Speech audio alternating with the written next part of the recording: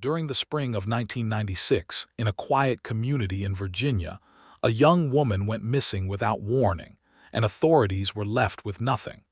But 21 years later, one small detail reopened the case, and it changed everything forever.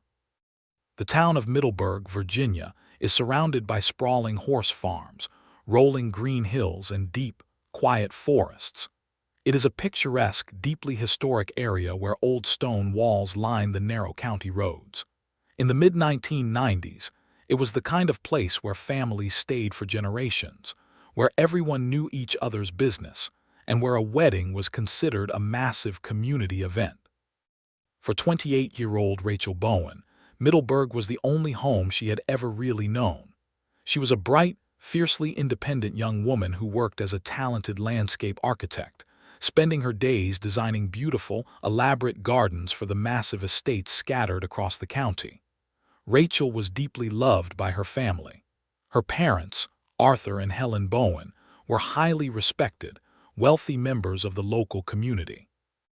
They had raised Rachel and her younger sister, Claire, in a massive, sprawling brick colonial home, giving them absolutely everything they could have ever wanted. Rachel was preparing to marry her college sweetheart, a handsome, highly successful 30-year-old structural engineer named Ethan Hale. Ethan was exactly the kind of man any parent would want for their daughter. He was kind, deeply loyal, and utterly devoted to Rachel. Their relationship had always been a source of absolute stability. They rarely argued, they shared the exact same goals for the future, and their families had known each other for years. The wedding was scheduled for Saturday, May 18, 1996. It was planned to be a massive, lavish affair held at a highly historic, beautifully preserved stone country church located just a few miles outside the main town. The guest list included over 200 people, combining the most prominent families in the county. The morning of the wedding was absolutely perfect. The heavy spring rains had completely cleared, leaving behind a crisp, beautifully clear blue sky. The historic stone church was entirely filled with massive, elaborate floral arrangements that Rachel had meticulously designed herself. Rachel spent the entire morning in the large, sunlit bridal suite located at the back of the church. She was surrounded by her 4 closest friends and her younger sister, Claire. The room was filled with the sound of popping champagne corks, loud laughter, and absolute joy. The bridesmaids later told the police that Rachel had seemed incredibly happy. She was slightly nervous, exactly as any bride would be, but she was deeply excited. She spent 20 minutes sitting alone at a small wooden desk in the corner of the room, carefully writing a short, handwritten note on heavy, cream-colored stationery for Ethan to read after the ceremony. She called her younger sister over multiple times just to make absolutely sure her veil was perfectly pinned and her dress was flawless. At exactly 2 o'clock in the afternoon, the heavy wooden doors of the church sanctuary were closed. The massive pipe organ began to play softly, echoing beautifully through the stone building. Over 200 guests were seated in the wooden pews, whispering quietly, turning their heads to watch the back of the church. Ethan was standing perfectly still at the altar, looking incredibly handsome in his black tuxedo, his eyes shining with profound emotion as he waited to see his beautiful bride. Rachel was standing alone in the quiet, carpeted hallway just outside the heavy wooden sanctuary doors, holding her massive, incredibly heavy bouquet of white roses. She was just seconds away from walking down the aisle. And then everything completely changed. A young, 19-year-old usher, a boy hired specifically to guide guests from the parking lot, walked quickly down the quiet hallway and approached Rachel. He looked slightly apologetic, lowering his voice to a quiet whisper so he wouldn't disrupt the organ music playing in the sanctuary. "Excuse me, Rachel," the young usher whispered. "There is an elderly gentleman waiting in the side corridor. He says he knows you, and he asked if he could speak with you privately for just 1 minute before you go in." Rachel looked slightly confused, her eyebrows furrowing. She asked the usher for the man's name, but the young boy simply shook his head, explaining that the old man hadn't given one. He just said it was an absolute emergency. Rachel hesitated for a second.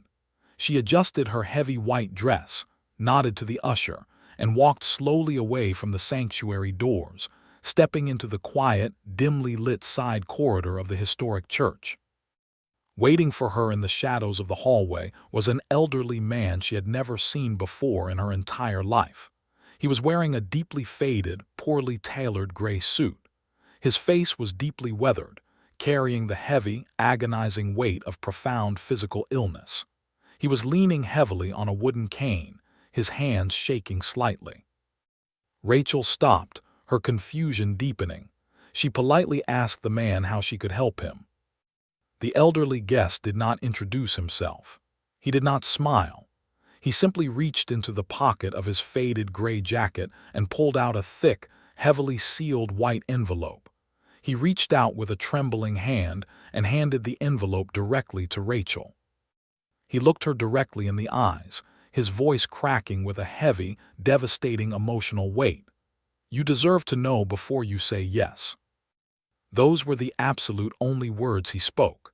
The elderly man immediately turned around, leaning heavily on his cane, and walked slowly down the hallway toward the rear exit of the church.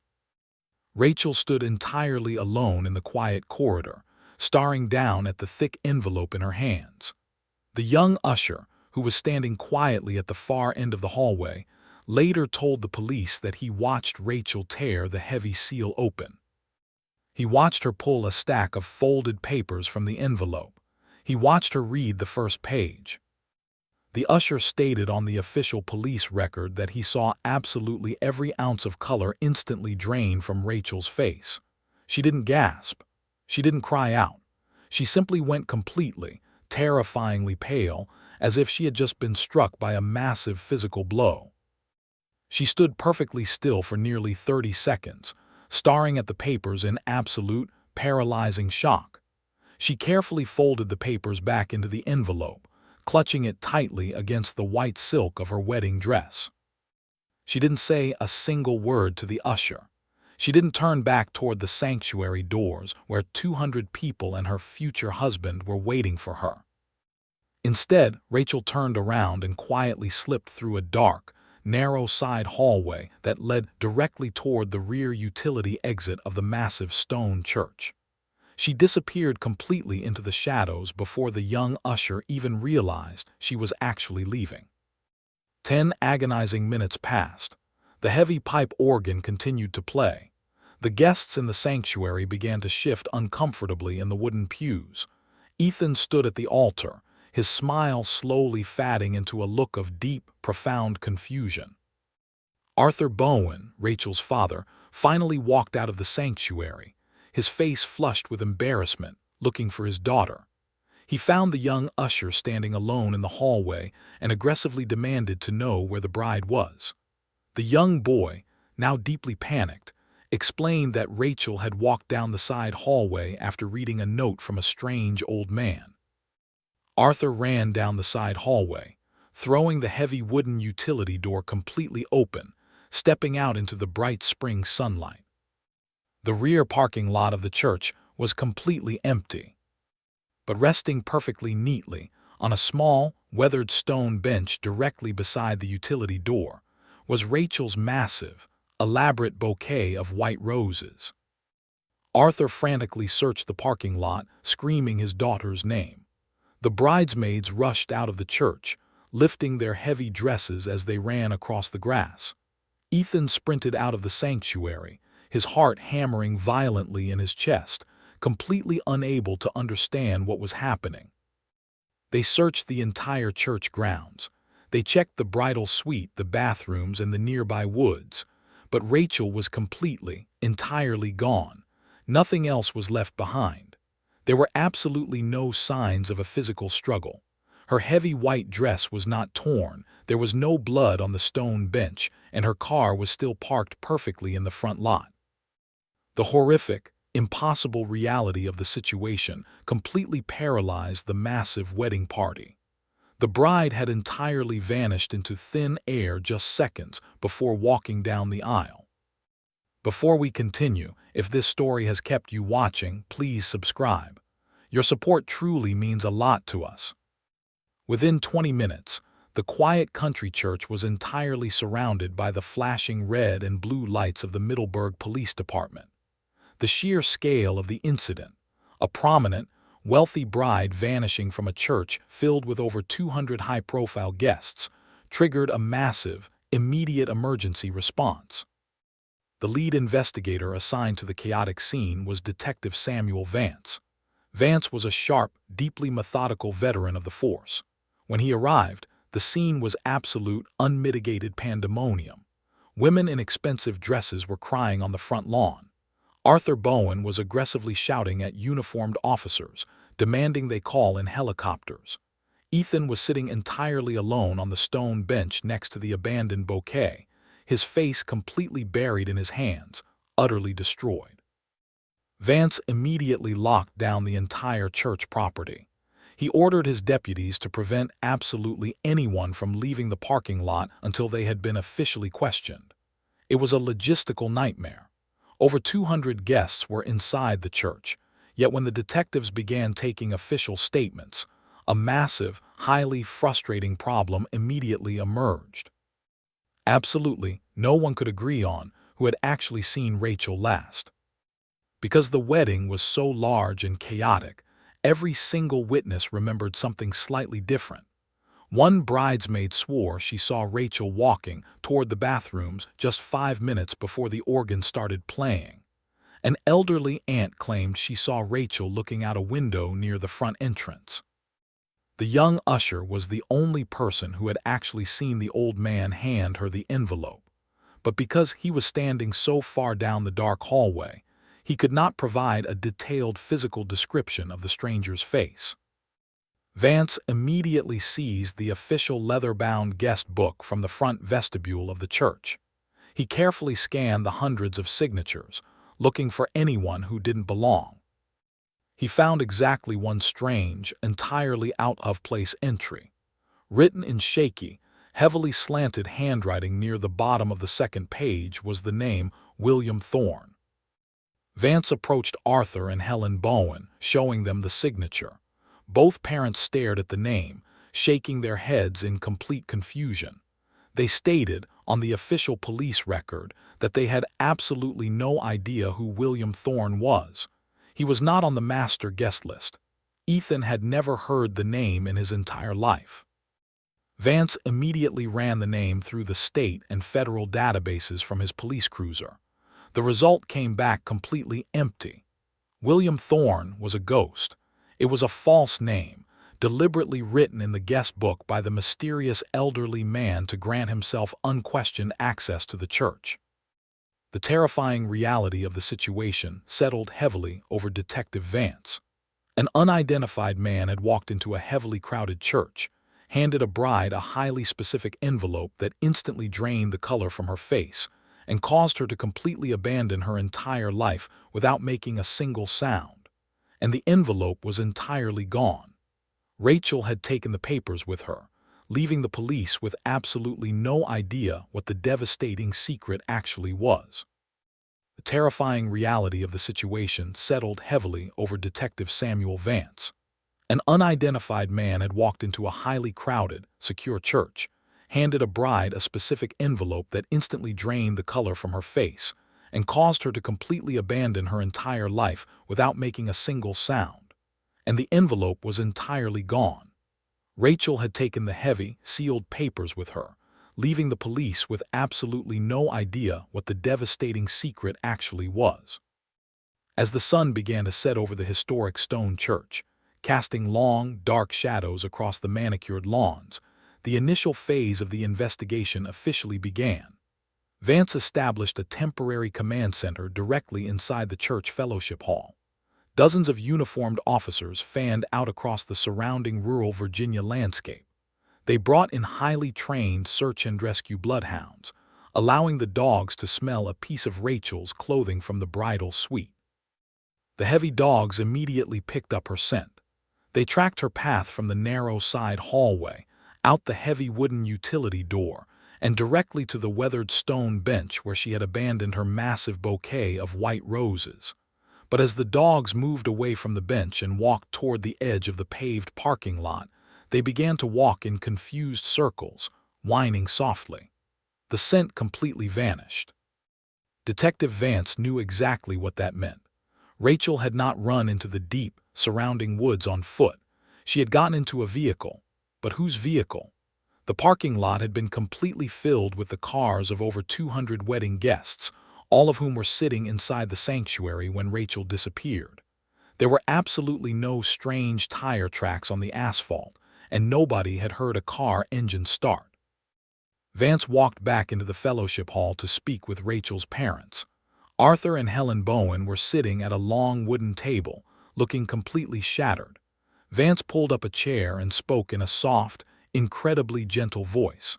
Standard police procedure in a case with no physical signs of a struggle required the detective to ask a deeply painful question. He asked the parents if it was possible that Rachel had simply gotten cold feet. He asked if she had staged the disappearance to voluntarily run away from the marriage. Arthur Bowen reacted with fierce, immediate, and absolute denial. His voice shook with a heavy mixture of grief and anger. He insisted, on the official police record, that his daughter would absolutely never do something so cruel. He explained that Rachel loved Ethan entirely. She had spent a full year meticulously planning every single detail of the wedding, hand-picking the floral arrangements and designing her own dress. She was a responsible, deeply loving woman who would never intentionally subject her family to this kind of agonizing public humiliation and terror. She hadn't run away. Someone had taken her, or someone had forced her to leave. But as the police expanded their interviews, quietly pulling the bridal party into private rooms for deeper questioning, the flawless picture of the happy bride began to show dark, terrifying cracks. Vance sat down with a young woman named Jessica, who was Rachel's childhood best friend and the maid of honor. Jessica was still wearing her heavy, dark blue bridesmaid dress, shivering slightly as she held a paper cup of water. Vance asked her if she had noticed anything strange about Rachel's behavior in the weeks leading up to the wedding. Jessica looked down at the table, her lower lip trembling. She took a deep breath and admitted a deeply concerning secret that Rachel had begged her to keep entirely quiet. Over the past month, Rachel had become incredibly distracted and deeply anxious. The sudden change in her behavior had started immediately after she began receiving a series of highly strange, anonymous phone calls at her apartment. Jessica explained that she had been over at Rachel's apartment late one night, helping her address wedding invitations, when the landline phone rang. Rachel answered it, and Jessica watched as Rachel's face turned completely pale. Rachel didn't say a single word into the receiver. She just listened in absolute silence for nearly a minute before quietly hanging up the phone. When Jessica asked who was calling, Rachel refused to answer. She completely brushed it off, claiming it was just a wrong number, but Jessica noticed that Rachel's hands were shaking so violently she couldn't even hold her pen. The anonymous calls continued for weeks, completely destroying Rachel's peace of mind, but she absolutely refused to explain them to anyone. Detective Vance felt a massive surge of adrenaline. The phantom phone calls were the very first solid lead in the entire investigation. The anonymous caller was almost certainly connected to the mysterious elderly man and the devastating envelope.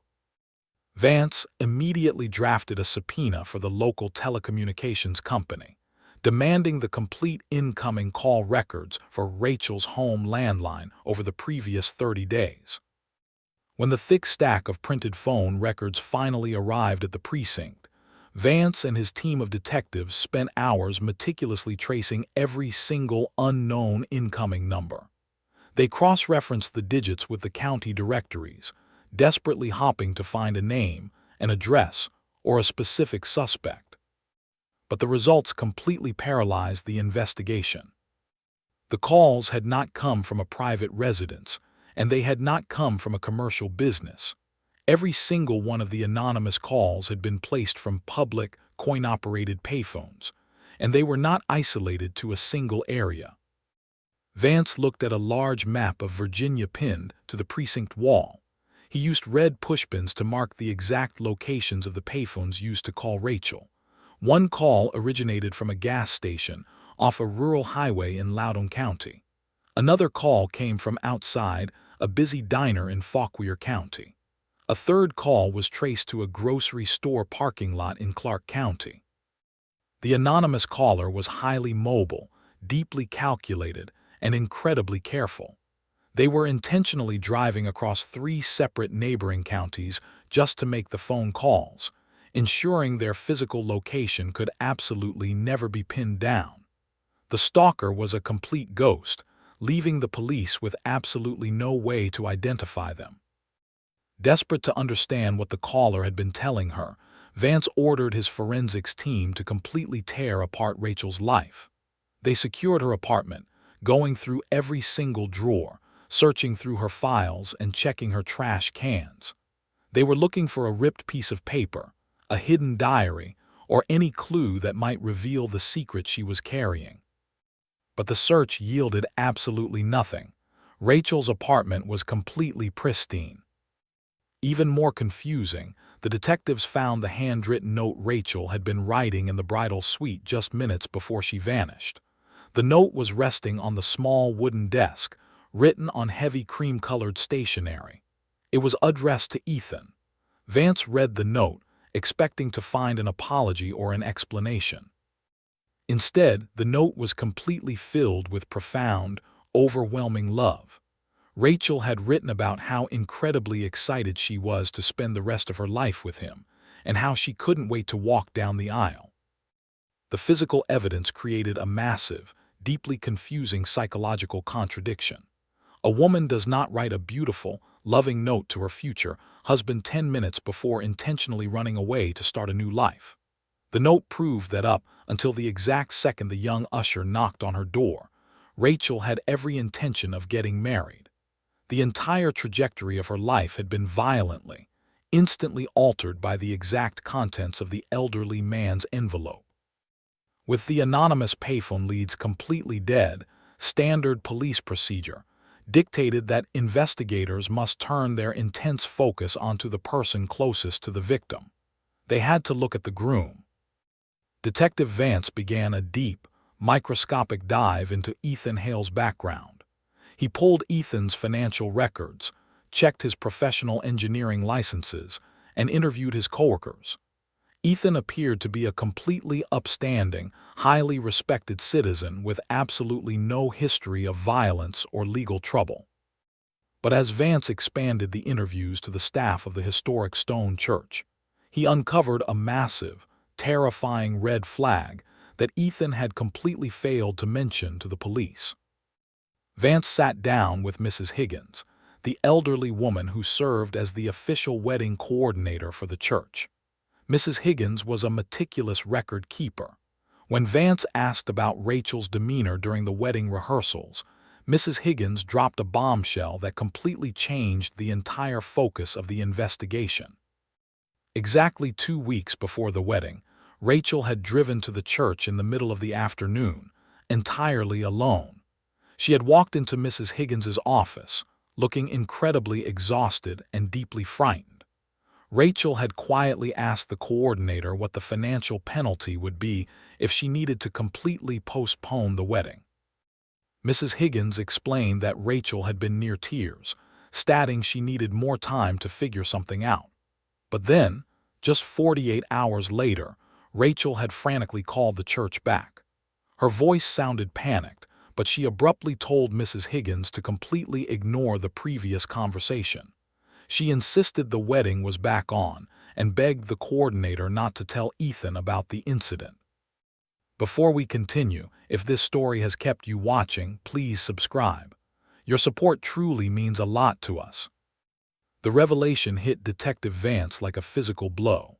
Why would a happy, excited bride secretly try to postpone her own wedding just 2 weeks before the ceremony? And why was she so completely terrified of her future husband finding out? The dark shadow of suspicion immediately fell heavily onto Ethan Hale. Did Ethan know about the anonymous phone calls? Had Rachel discovered a dark, violent secret about the man she was going to marry? Did Ethan threaten her when she tried to delay the wedding? The police knew that the most dangerous time for a woman in an abusive relationship is precisely when she tries to leave. Vance brought Ethan into the Middleburg police precinct for an official, highly pressurized interrogation. Ethan sat at the cold metal table in the sterile, windowless room. He was no longer wearing his black tuxedo. He was wearing wrinkled jeans and a faded t-shirt, his face heavily shadowed by days of exhaustion, his eyes completely bloodshot from crying. He looked like a man whose entire soul had been violently ripped out of his chest. Vance sat across from him, his demeanor entirely cold and professional. He did not offer comfort. He threw his notepad onto the metal table and directly confronted Ethan with Mrs. Higgins's statement. He demanded to know exactly why Rachel had tried to postpone the wedding, and he aggressively accused Ethan of hiding the truth from the police. The reaction Vance got was not anger, and it was not defensive deflection. It was pure, unadulterated shock. Ethan stared at the detective, completely blindsided. The color completely drained from his face as he realized Rachel had been carrying a massive, terrifying burden entirely alone. He swore, with tears openly flooding his eyes, that he had absolutely no idea she had spoken to the church coordinator. He begged Detective Vance to believe him, stating that he loved Rachel more than his own life and would have done absolutely anything to protect her if she had only told him she was in trouble. Vance pushed harder, questioning Ethan's exact timeline on the morning of the wedding, his financial history, and his relationship dynamics. Ethan answered every single question flawlessly. He willingly surrendered his vehicle for a full forensic search. He handed over his own phone records, and he immediately agreed to submit to a highly rigorous, hours-long polygraph examination. Ethan Hale passed the polygraph test with absolute, undeniable perfection. His physiological responses showed absolutely zero signs of deception. His timeline on the morning of the wedding was completely, heavily verified by dozens of groomsmen and church staff who had been standing right next to him. The results were incredibly frustrating, but entirely undeniable. Ethan had absolutely nothing to do with the disappearance. He was just as devastated, confused, and completely in the dark as Rachel's parents. Investigators reluctantly, officially cleared Ethan Hale as a suspect. He was released from the precinct, walking out into the dark Virginia night as a completely broken man. The investigation had officially hit a massive, unyielding brick wall. The anonymous caller was a ghost utilizing untraceable payphones across 3 counties. The elderly man had used a fake name and vanished without a trace. The envelope was entirely missing, and the primary suspect had been flawlessly cleared. The police had absolutely zero physical evidence, no vehicles identified, and no clear motive for the terrifying abduction. As the warm spring slowly transitioned into a hot, humid Virginia summer, the massive crowds of volunteers slowly began to dwindle. The bright yellow missing person flyers taped to the storefronts in Middleburg began to fade in the harsh sunlight. The local news stations eventually stopped running the story as the trail went completely, agonizingly cold. But 3 months after Rachel vanished, the agonizing silence of the cold case was suddenly, violently shattered by a chilling new discovery. Because the wedding had been officially interrupted, the professional photographer hired to document the day had simply packed up his equipment and gone home. Out of respect for the grieving families, he had placed the undeveloped rolls of film into a storage cabinet, completely unable to bring himself to develop pictures of a day that had ended in such profound tragedy. However, Arthur Bowen, desperate for any shred of a clue, eventually contacted the photographer and begged him to process the film. The photographer agreed, developing hundreds of glossy, full-color photographs taken throughout the morning of the wedding. The photographer handed the massive boxes of pictures over to a close family friend, a quiet, highly observant woman named Martha, who had volunteered to help the Bowens organize church records and manage the overwhelming influx of community support. Martha sat at the Bowens' dining room table late one evening, meticulously sorting through the hundreds of glossy wedding proofs. She looked at beautiful, heartbreaking pictures of Rachel smiling in the bridal suite, laughing with her bridesmaids, entirely unaware of the nightmare waiting for her in the hallway. But as Martha began reviewing the candid photographs taken outside the church as the guests were arriving, a deep, unsettling feeling began to gnaw at the back of her mind. Martha had known the Bowen and Hale families for decades. She knew almost every single person on the 200-person master guest list. She was carefully cross-referencing the faces in the photographs with the official church records. Suddenly, she completely froze. The breath caught heavily in her throat. She pulled a specific photograph closer, holding it directly under the bright dining room chandelier. The picture showed a large group of extended family members laughing together near the stone steps of the church entrance. But hovering in the background of the shot, standing entirely alone near the edge of the parking lot, was a man Martha had never seen before in her entire life. He was an elderly man, wearing a deeply faded, poorly tailored gray suit. He was leaning heavily on a wooden cane. Martha quickly dug through the rest of the stack. She found the same elderly man hovering in the background of 3 different photographs, always standing in the shadows, always watching the front doors of the church. Martha's hands began to shake violently. She grabbed the telephone and immediately dialed Detective Vance at his home. The police had spent 3 months desperately searching for a phantom who had used the fake name William Thorne. They had absolutely no physical description of his face, because the young usher had only seen him in the dark side corridor. But the mysterious elderly guest had not just vanished. He had been captured entirely on film before he ever stepped foot inside the church. The discovery of the clear, full-color photograph completely reignited the stalled investigation. Detective Samuel Vance stood in the Bowens' dining room, staring at the picture Martha had found. The elderly man in the faded gray suit was no longer a faceless phantom. He was a tangible, physical lead captured directly on 35mm film. Vance immediately seized the photograph and rushed back to the precinct.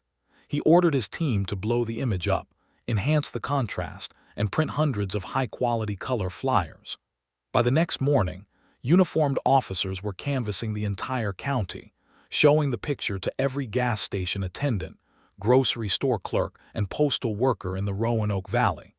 They ran the image through state driver's license databases and distributed it to local news stations. For 3 tense days, the police phone lines remained quiet, but on the 4th afternoon, a call finally came through that broke the silence. A receptionist working at a small, rural oncology clinic in a neighboring county recognized the face on the evening news. She called the tip line, identifying the mysterious elderly man as a former patient named Silas Sterling. Vance felt a massive, electric jolt of adrenaline. He pulled Silas Sterling's official records. He was a 72-year-old retired factory worker who had lived entirely alone in a small, deeply weathered cabin at the base of the Blue Ridge Mountains.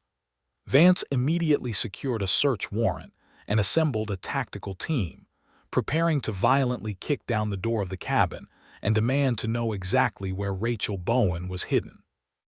But when Vance arrived at the secluded mountain property, the cabin was completely dark. The front yard was overgrown with heavy weeds, and a thick padlock was secured to the front door. Vance contacted the local county clerk's office, demanding to know where Silas Sterling was currently residing.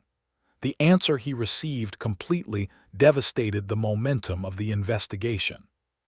Silas Sterling had not run away. He had died of terminal lung cancer just 3 months after Rachel vanished. The primary suspect, the the only man who knew exactly what was inside the heavy white envelope, had taken the secret directly to his grave. Vance walked through the empty, dusty cabin, completely overwhelmed by a crushing sense of defeat. There was absolutely no sign of Rachel. There were no photographs of her, no hidden letters, and no evidence that the two of them had ever crossed paths before the wedding day. Silas Sterling was a complete stranger, a ghost who had walked into Rachel's life for 30 seconds, destroyed it, and then quietly passed away. But Detective Vance refused to leave the cabin empty-handed. He ordered his forensics team to systematically tear the small house apart, searching for absolutely anything that could connect the deceased old man to the missing bride. The technicians spent hours pulling up floorboards, checking the attic, and emptying the kitchen cabinets. Finally, hidden deep inside a rusted metal filing cabinet in the bedroom, they found a small, heavily worn leather wallet. Vance opened the wallet. There was no money inside, but tucked carefully behind a faded plastic window was a small, folded piece of paper. Vance unfolded the paper. It was an old, carbon copy receipt from a cheap, roadside motel called the Pine Valley Inn. The receipt was dated May 17, 1996. It was the exact night before the wedding. Vance immediately drove his cruiser to the Pine Valley Inn, a run-down, single-story motel located on a dark stretch of highway nearly 20 miles away from the historic stone church. He walked into the small front office and slammed the receipt onto the counter, showing the photograph of Silas Sterling to the elderly woman working the desk. The motel owner adjusted her glasses, squinting at the picture. She nodded slowly, perfectly remembering the old man. She explained that he had rented a room at the very back of the property, paying entirely in cash.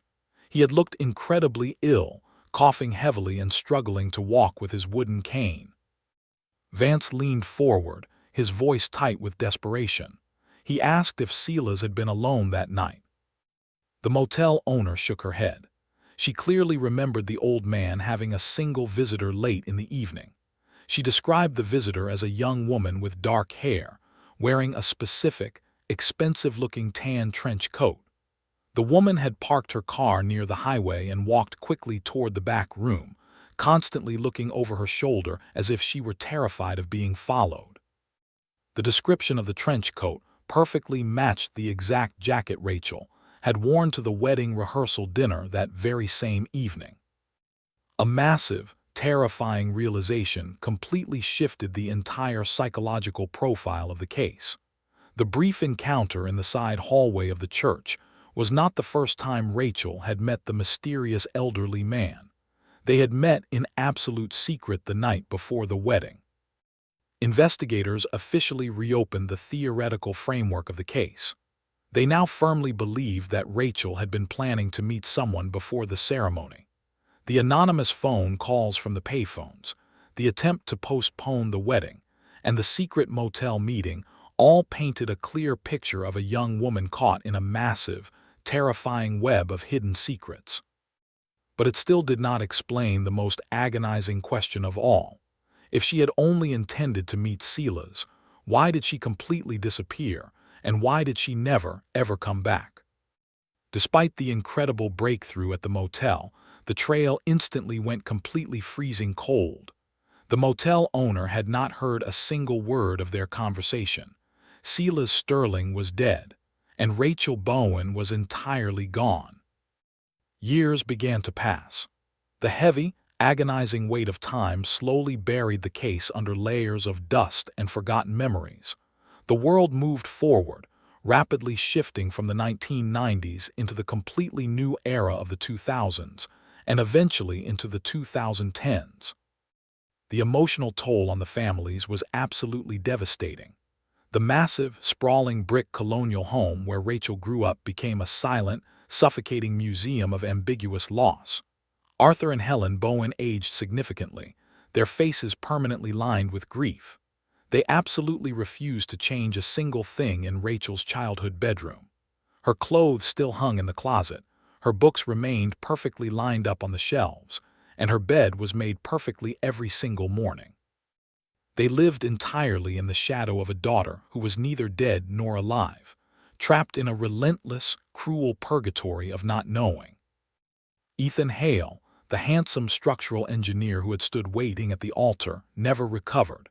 He poured his entire soul into his work, building massive bridges and skyscrapers across the state, but his personal life remained entirely empty. He never married. He never dated.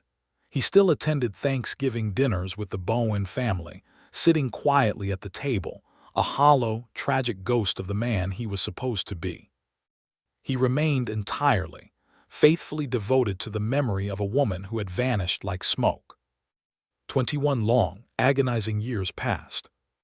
In the late autumn of 2017, Arthur and Helen Bowen were preparing to downsize their massive home.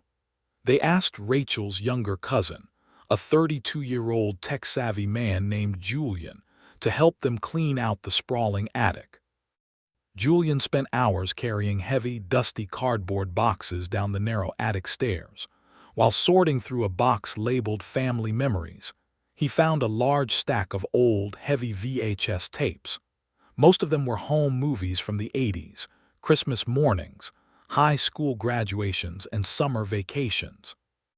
But sitting at the very bottom of the box, entirely unlabeled, was a single black VHS cassette. Knowing how deeply his aunt and uncle cherished their old memories, Julian decided to take the entire box back to his apartment to carefully digitize the fragile magnetic tapes into modern, high-definition digital files before the old tape completely degraded. Julian purchased a high-quality analog-to-digital video converter. He spent several quiet evenings sitting in his apartment, drinking coffee, watching hours of grainy, tracking-lined footage of his family playing on a glowing computer monitor. Late on a Tuesday night, Julian finally reached the bottom of the box. He inserted the unlabeled, mysterious black cassette into the old VCR and pressed play on his computer software. The screen flickered violently with static before settling into a grainy, washed-out color image. Julian's heart immediately skipped a beat. The footage was from May 18, 1996. It was Rachel's wedding day. The video had not been shot by the professional videographer hired for the event. The professional footage had already been thoroughly reviewed by the police 21 years ago. This specific tape belonged to a distant family uncle who had brought his own bulky shoulder-mounted camcorder to the church. He had set the camera on a cheap metal tripod in the very back corner of the sanctuary, pressing record just as the guests were finding their seats, and had simply walked away to talk to his relatives. For the first 10 minutes, the footage showed absolutely nothing but the backs of guests' heads and the beautiful floral arrangements covering the altar. The heavy pipe organ played loudly in the background. But Julian noticed something deeply unique about the specific angle of this forgotten camera. Because it was placed in the extreme back corner of the sanctuary, the wide-angle lens had accidentally captured a sliver of the open wooden doors leading out into the vestibule. And beyond those doors, completely out of focus, was the narrow, dimly lit side hallway. Julian leaned incredibly close to his glowing computer monitor. He knew the tragic story of the wedding. He knew exactly what had happened in that hallway. Before we continue, if this story has kept you watching, please subscribe. Your support truly means a lot to us. Julian quickly reached for his mouse. He used the advanced, modern video editing software to digitally crop the image, zooming heavily into the dark sliver of the side corridor. He applied stabilization filters to remove the shaking from the old tape, and he drastically adjusted the exposure settings, artificially lightening the deep shadows of the 1996 footage. The dark hallway suddenly became visible. Julian watched as the grainy figure of Rachel, wearing her massive white wedding dress, walked slowly into the frame. She was approached by the young usher. A moment later, the old man, Silas Sterling, stepped out of the shadows. Julian's breath caught heavily in his throat. He was watching the exact moment his cousin's life was completely destroyed, playing out in real time. He watched Sela's hand Rachel the thick white envelope. He watched Rachel tear the seal open and read the papers. The blurry footage clearly captured her shoulders violently slumping as the devastating shock hit her.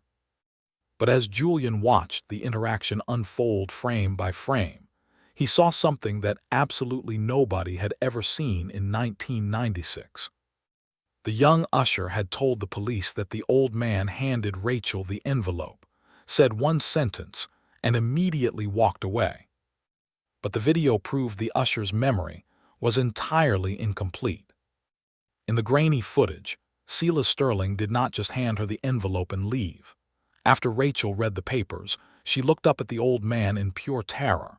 Sela's leaned forward, speaking to her again. And then he raised his heavy wooden cane, pointing deliberately and forcefully toward the rear utility exit at the end of the hallway. He wasn't just giving her a devastating secret. He was actively instructing her on exactly where to go. Julian paused the video. His hands were shaking so violently he could barely hold the mouse. Rachel had not aimlessly wandered out the back door in a state of shock. She had been directed out that specific door by Sela's. Julian quickly scrubbed the timeline of the video forward, watching Rachel slowly disappear out of the frame toward the rear exit. He moved the video timeline another 2 minutes ahead, desperately searching the edges of the frame for any other movement. The camera angle remained fixed on the back of the sanctuary, but the open wooden doors of the vestibule also captured a small, narrow stained glass window that looked out over the rear parking lot. Julian zoomed the editing software directly into the small window. He adjusted the contrast, trying to see through the heavy, colored glass. Suddenly, a massive, terrifying detail emerged from the grainy pixels. Parked completely illegally on a narrow, dirt service road directly behind the church, heavily obscured by the thick branches of a large oak tree, was an unfamiliar, dark-colored four-door sedan. The police had absolutely never known the vehicle existed because it was completely hidden from the main parking lot. The dogs had lost the scent at the bench because Rachel hadn't walked to the main lot. She had walked straight to the service road. Julian's heart hammered a frantic, terrifying rhythm against his ribcage. He slowly advanced the video frame by frame, watching the dark, blurry shape of the sedan through the stained glass window. And then he saw it. The rear passenger door of the dark sedan slowly opened. A figure wearing a massive white dress stepped directly into the frame. It was Rachel.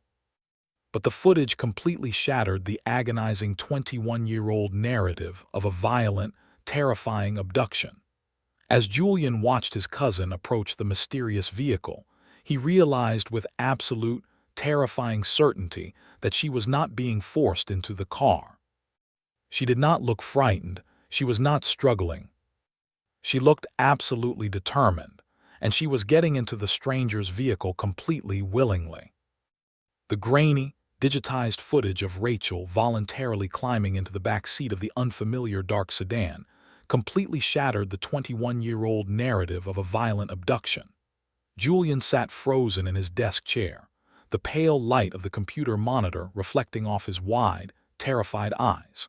For 2 decades, his aunt and uncle had lived in a suffocating state of agonizing grief, believing their beautiful daughter had been violently stolen from the church grounds. But the video proved the exact opposite. Rachel had not been taken. She had planned an escape. Julian did not call the local police dispatch. He knew that explaining a massive breakthrough on a 21-year-old cold case to a midnight operator would result in endless delays. Instead, he pulled out his phone and directly dialed the personal cellular number of Samuel Vance.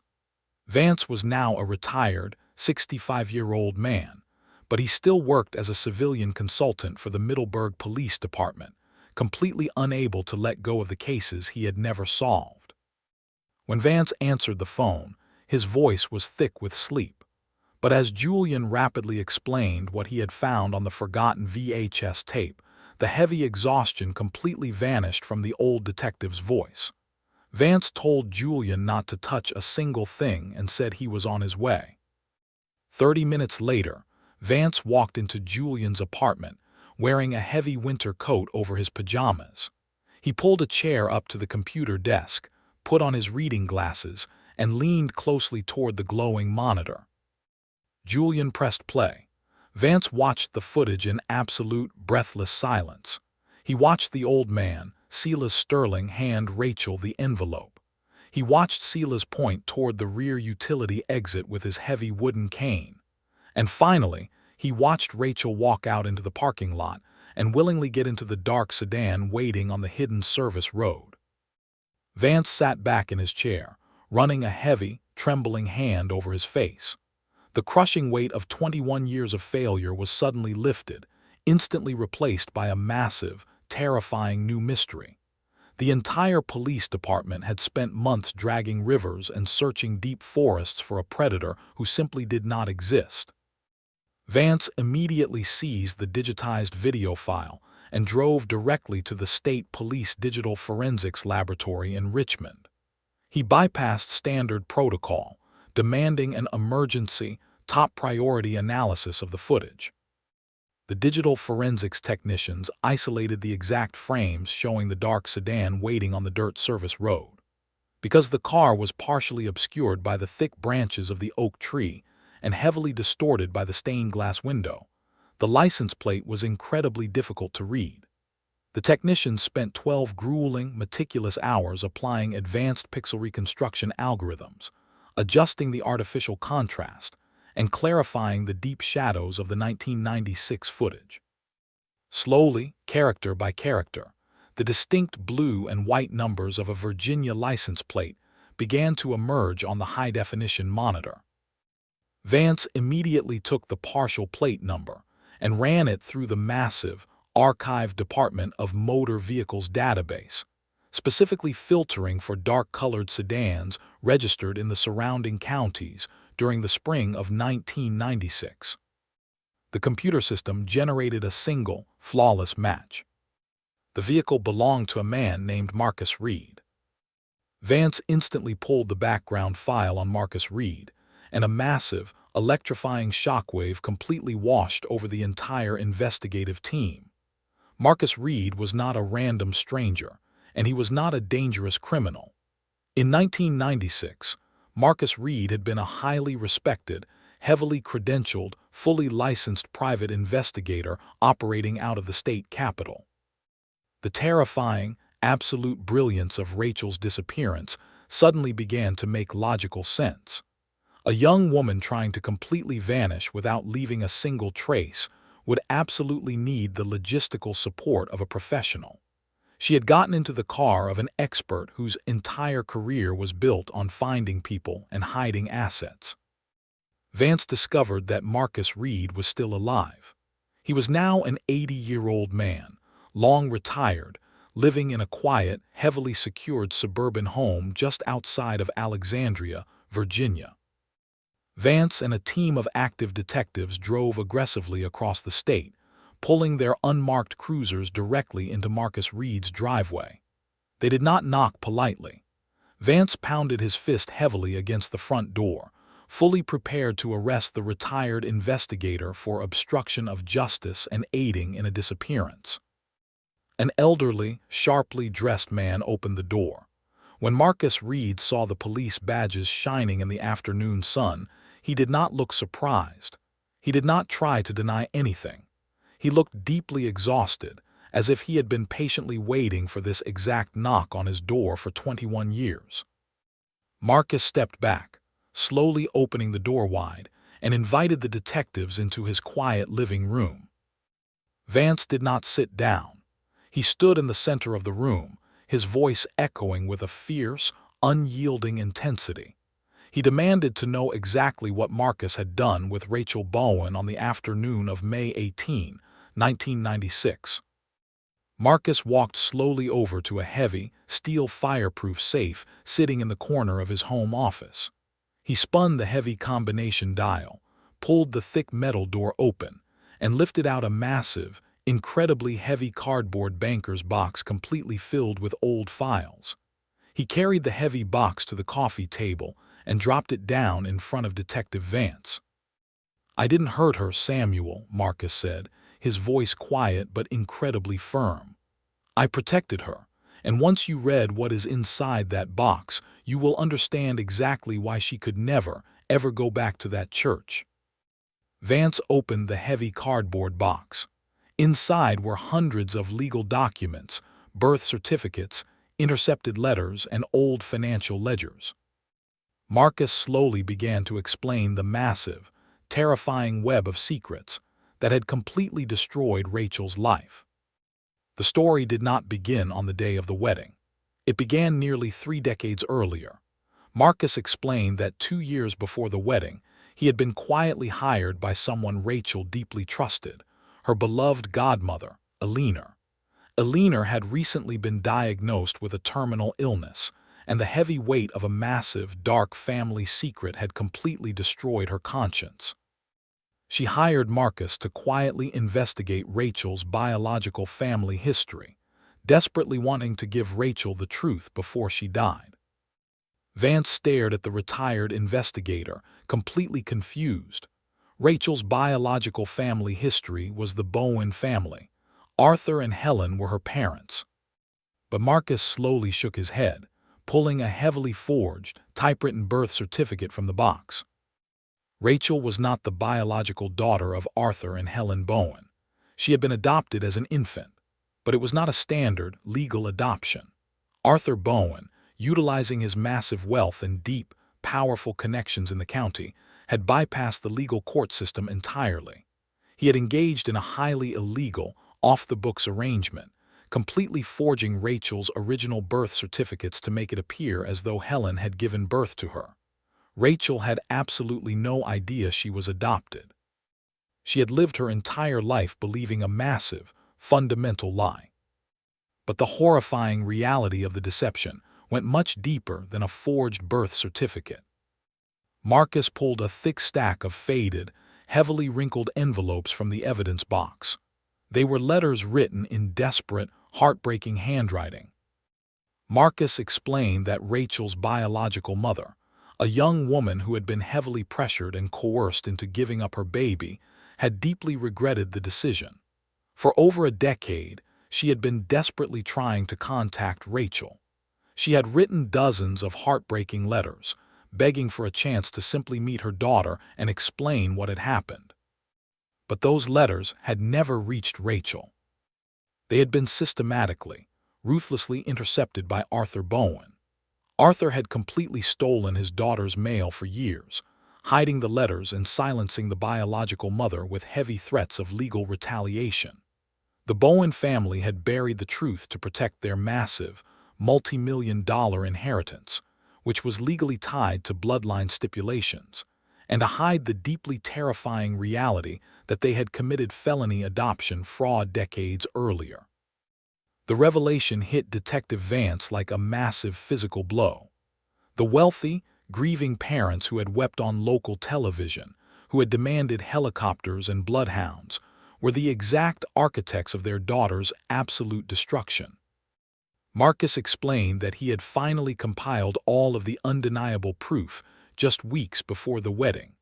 He had contacted Rachel through the anonymous, untraceable payphone calls, terrified that Arthur Bowen was monitoring her home landline. When Rachel finally learned the terrifying truth, she was completely devastated. The absolute panic of discovering her entire identity was a lie was the exact reason she had secretly driven to the church to ask the wedding coordinator about postponing the ceremony. But she was terrified of confronting her powerful father without physical proof, and she was desperately afraid of dragging Ethan into a massive, illegal family scandal. So, she changed her mind, deciding to go through with the wedding while Marcus continued to gather the final pieces of evidence. But Marcus was not working alone. He pulled a faded photograph from the box, showing an elderly man standing next to a young, beautiful woman. Vance instantly recognized the old man in the picture. It was Silas Sterling. Marcus revealed the final, devastating piece of the puzzle. Silas Sterling was not a random stranger. He was Rachel's biological grandfather. Silas had been diagnosed with terminal lung cancer. Knowing he only had a few months left to live, he had desperately contacted Marcus Reed, begging the private investigator for one final chance to see his granddaughter before he died. Marcus had arranged the highly secretive meeting at the Pine Valley in the night before the wedding. That was the first time Rachel had ever met a member of her true bloodline. Silas had attended the wedding the next morning as his absolute last chance to see her in her beautiful white dress. But Silas had brought something with him that Marcus had not authorized. The heavy white envelope Silas handed to Rachel in the side hallway contained the absolute, undeniable proof of the illegal adoption, along with the original, heartbreaking letters her biological mother had written to her. When Rachel opened the envelope and saw her biological mother's desperate handwriting, the massive, horrifying reality of her family's deception crashed completely over her. She realized that her father, the man waiting to walk her down the aisle, had lied to her every single day of her life and had actively destroyed her true mother's attempts to reach her. Overwhelmed by a massive, suffocating wave of betrayal, panic, and sheer devastation, Rachel knew she could not walk through those wooden doors and smile for 200 guests. She knew she could not look her father in the eye. She turned to Silas, completely terrified, and begged him to help her escape. Silas pointed his heavy wooden cane toward the rear utility exit, telling her that Marcus Reed was parked on the dirt service road waiting for him. Rachel ran out the back door, leaving her bouquet on the bench as a final goodbye to the life that had been a complete lie. She climbed into the back of Marcus's dark sedan, weeping uncontrollably, and begged the private investigator to drive her as far away from the Middleburg church as physically possible. Vance sat in the quiet living room, completely stunned. The entire mystery had been flawlessly unraveled. Rachel was not a victim of a violent predator. She was the victim of a massive family betrayal, fleeing a toxic, deeply manipulative environment to completely reclaim the identity that had been stolen from her as an infant. But the final, most important question still hung heavily in the air. "Where is she, Marcus?" Vance asked, his voice trembling with 21 years of accumulated emotion. "Where did you take her?" Marcus Reed reached into the pocket of his tailored jacket. He pulled out a small, modern white business card and handed it gently across the coffee table to the veteran detective. Printed on the card was the name of a highly successful architectural firm located in the Pacific Northwest, entirely across the country from Virginia. And printed below the company logo was the name of the lead landscape architect. It was not Rachel Bowen. It was her true, legal birth name. "She is alive," Samuel, Marcus whispered, smiling softly. "She is incredibly happy, and she is waiting for you." The small, crisp white business card resting on the coffee table completely paralyzed Detective Samuel Vance. He stared at the elegant black ink printed across the heavy paper, his mind struggling to process the impossible, miraculous reality. After 21 years of dragging rivers, searching deep forests, and sitting across from a devastated, hollow groom, the ghost he had spent his entire career desperately hunting was not a ghost at all. She was alive. She was safe. And she was living entirely across the country under a name she had been legally born with but had never been allowed to use. Vance did not hesitate. He immediately booked the very next commercial flight out of Virginia, traveling across the entire country to the rainy, overcast city of Seattle, Washington. He carried a secure digital tablet containing the digitized VHS wedding footage and the massive, horrifying file of illegal adoption documents Marcus Reed had surrendered. Vance knew that he could not simply call this woman on the telephone. After 2 decades of deeply buried lies and profound family trauma, he needed to look her directly in the eyes and show her the absolute truth of the destruction she had left behind. When Vance arrived in Seattle, he took a taxi directly to the address printed on the business card. It was a beautiful, modern architectural firm located in the heart of the city, featuring massive glass windows and walls covered in vibrant, lush green plants. Vance walked slowly through the glass doors, approaching the front reception desk. He identified himself as a retired Virginia police detective and asked to speak with the lead landscape architect.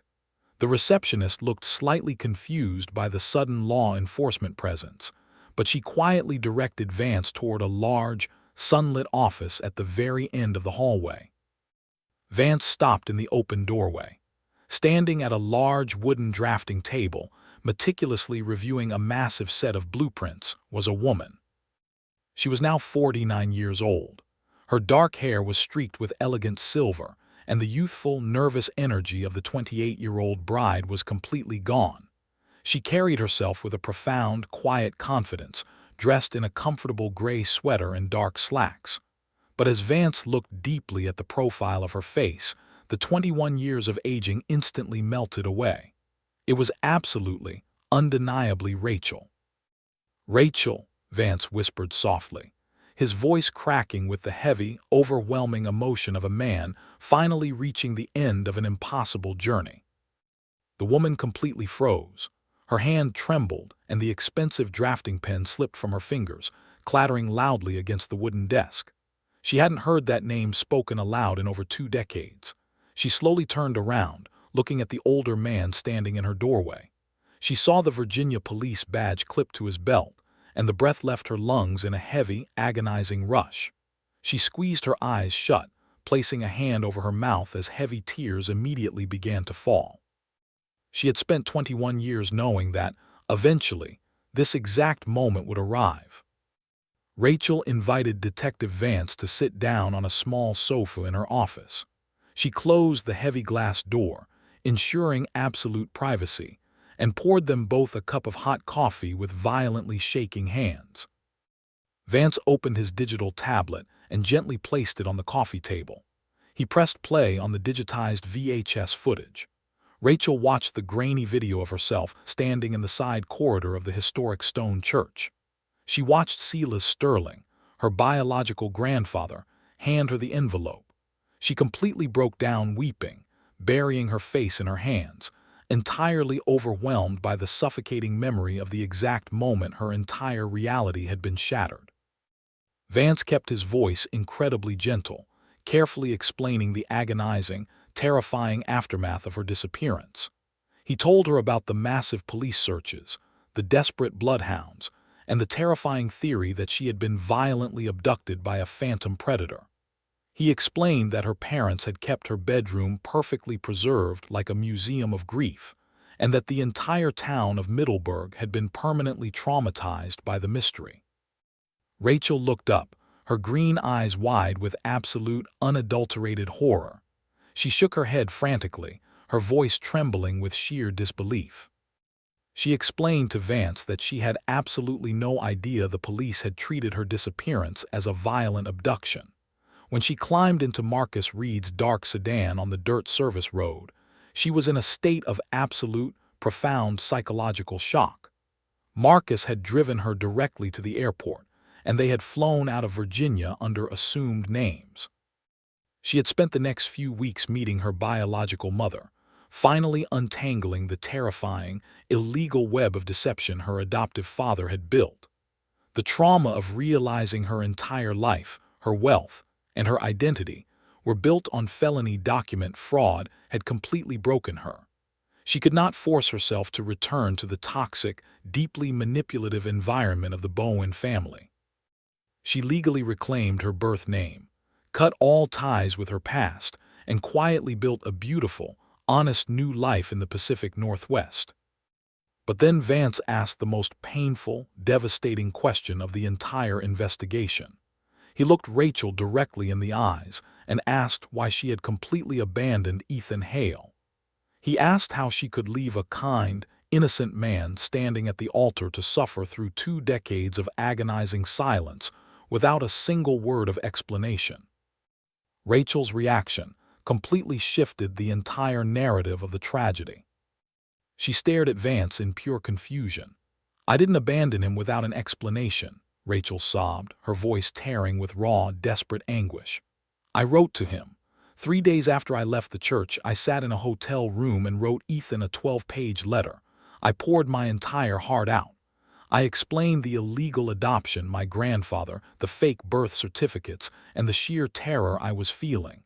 I begged him to forgive the public humiliation. I told him where I was hiding, and I asked him to come find me if he could ever forgive the massive scandal my family had created. Rachel wiped the tears from her face, her shoulders shaking violently. But he never came. He never replied. After months of waiting in absolute silence, I convinced myself that the scandal was too much for him to handle. I thought he was disgusted by the truth of my illegal adoption, or that the public embarrassment of the wedding had completely destroyed his love for me. A chain of misunderstandings and sheer terror convinced me that going back to Virginia would only cause greater harm to everyone I loved. I stayed away because I believed he wanted absolutely nothing to do with me. A heavy, suffocating silence fell over the sunlit office. Detective Vance felt a massive, deeply sickening wave of realization crash completely over his mind. Ethan had absolutely never received that letter. During the first 2 weeks of the massive search effort, Ethan had been entirely unable to sleep in his own empty house. He had temporarily moved into the Bowens' massive brick colonial home, staying in Rachel's old bedroom to feel closer to her while the police dragged the Rivers. Vance realized with terrifying certainty exactly what had happened to the male. Arthur Bowen, a man who had already proven he was entirely willing to commit felony document fraud and systematically intercept the desperate letters from Rachel's biological mother, had been collecting the mail at the house. When a large envelope arrived from across the country addressed to Ethan in Rachel's familiar handwriting, Arthur had immediately intercepted it. Arthur would have opened the letter and read the devastating truth. He would have realized that Rachel knew everything about the illegal adoption arrangement.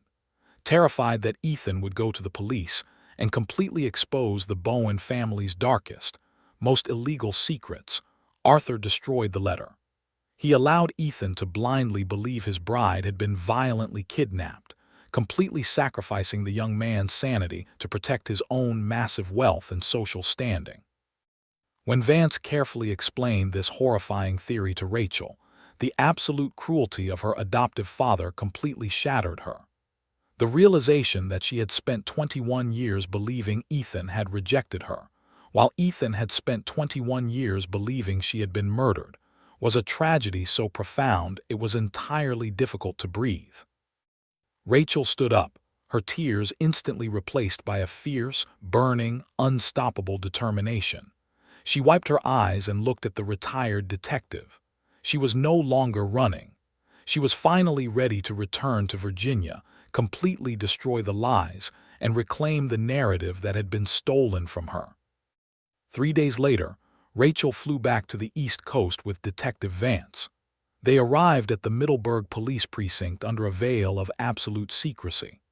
Vance met privately with the current chief of police and the county district attorney, laying out the digitized VHS footage, the massive file of illegal adoption documents, and Rachel's official, sworn testimony regarding the intercepted mail. The district attorney immediately issued an official summons for Arthur and Helen Bowen, instructing them to come to the precinct under the false pretense of a routine cold case update. Arthur and Helen walked into the police station looking exactly as they had for 2 decades, wealthy, somber, and cloaked in a heavy aura of permanent tragedy. They were escorted into a large, secure conference room. Detective Vance stood at the head of the wooden table, his face entirely devoid of any sympathy. Vance did not offer them coffee, and he did not offer them comfort. He simply turned on a large television monitor mounted on the wall and pressed play. Arthur and Helen watched the enhanced video of the elderly man handing Rachel the envelope, pointing to the door, and Rachel willingly getting into the dark sedan. Arthur's face instantly lost all of its color. He began to stammer, aggressively demanding to know where the fake video had come from, insisting it was a complete fabrication. But before Arthur could finish his angry denial, the heavy wooden door of the conference room slowly opened. Rachel walked into the room. She stood at the end of the long table, staring directly at the parents who had raised her. The physical shock of seeing her standing there, a mature, 49-year-old woman looking at them with a mixture of profound pity and fierce anger, completely destroyed Arthur Bowen. His arrogant facade instantly crumbled into a million pieces. His knees buckled, and he collapsed heavily into his chair, burying his face in his trembling hands. Helen let out a loud, breathless gasp, unable to look her daughter in the eyes. Rachel did not yell. She simply placed the massive file of her true birth certificates and the original, intercepted letters from her biological mother onto the center of the wooden table. She told Arthur that the silence was officially over. The district attorney immediately stepped forward, officially informing Arthur Bowen that he was the subject of a massive, active criminal investigation. The authorities were officially looking into decades of felony document fraud, illegal adoption arrangements, mail theft, and severe obstruction of justice regarding the police investigation. The wealthy patriarch who had spent his entire life controlling everyone around him was finally facing absolute, inescapable accountability. With the criminal elements of the case fully exposed, there was only one thing left for Rachel to do. It was the hardest, most terrifying moment of her entire life. Ethan Hale had been called to the precinct and told to wait in a quiet, private room down the hall. He was now a 51-year-old man. His hair was heavily grayed, and his eyes carried the permanent, heavy exhaustion of a man who had spent 2 decades walking through the world entirely alone. He was sitting in a plastic chair, staring blankly at the floor, expecting another detective to tell him they had found another dead lead. The door to the small room softly clicked open. Ethan slowly raised his head. Standing perfectly still in the doorway, the warm afternoon sunlight filtering through the window behind her, was the woman he had intended to marry 21 years ago. Ethan completely stopped breathing. The entire world seemed to instantly freeze. The visual dissonance of seeing the face he had dreamed about every single night, now aged but undeniably real, sent a massive, physical shockwave through his entire body. He slowly stood up from the plastic chair, his hands shaking so violently he had to grip the edge of the table to keep from collapsing.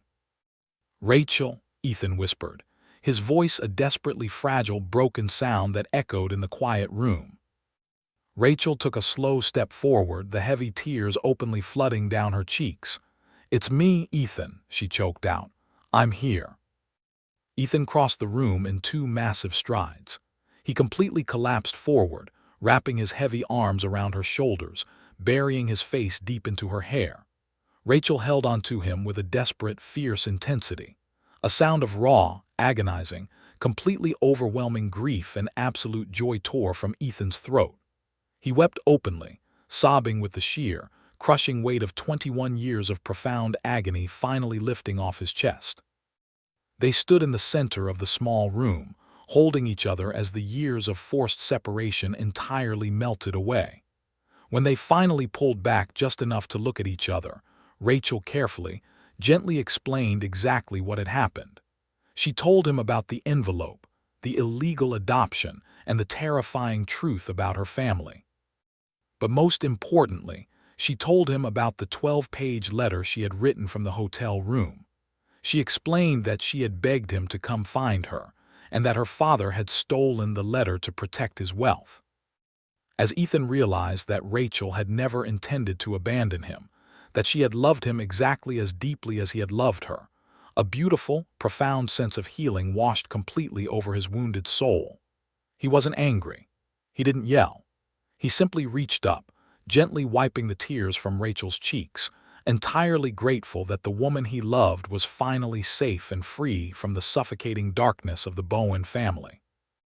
In the months that followed, the true story of the vanishing bride completely captivated the nation. The Middleburg Police Department officially closed the missing person case, changing the classification from an unsolved abduction to a highly complex, solved case of voluntary disappearance fueled by profound family deception. Arthur Bowen faced severe, devastating legal consequences. The massive criminal trial publicly exposed the illegal adoption ring he had utilized in the 1970s. His reputation was completely destroyed, and the heavy fines and legal fees rapidly dismantled his massive fortune. He was ultimately convicted of severe obstruction of justice, completely losing the power and control he had fought so ruthlessly to maintain. Rachel eventually returned to the Pacific Northwest, continuing her beautiful, quiet life as a landscape architect under her true birth name. She spent time visiting the grave of Silas Sterling, quietly thanking the elderly man who had risked everything to hand her the envelope that saved her from a life built entirely on lies. Ethan did not immediately move across the country, and they did not rush to immediately get married. 21 years is a massive, incredibly complex gap to bridge, but they formed a new, deeply profound, and incredibly beautiful friendship. They spent hours talking on the phone, slowly rebuilding the absolute trust and unconditional love that had always defined their relationship. They were no longer the naive college sweethearts from 1996. They were mature adults who had survived the absolute worst the world could throw at them. The story of the bride who vanished while walking to the altar stands as a chilling, deeply tragic reminder that the most dangerous secrets are not always hidden by violent strangers in the dark woods. Sometimes, the most terrifying deception happens in the bright sunlight, orchestrated by the people who claim to love you the most. But the final resolution remains a powerful, immortal testament to the enduring nature of truth. The real tragedy wasn't the disappearance itself. It was 21 years of silence created by hidden family lies, stolen letters, and one envelope that changed the course of countless lives. Yet, despite the massive, heavy concrete poured over the secret, the truth eventually found its way into the light. The restored wedding video finally brought accountability to the guilty, absolute reconciliation to the brokenhearted, and long overdue closure to a mystery that proved love and truth can survive absolutely anything.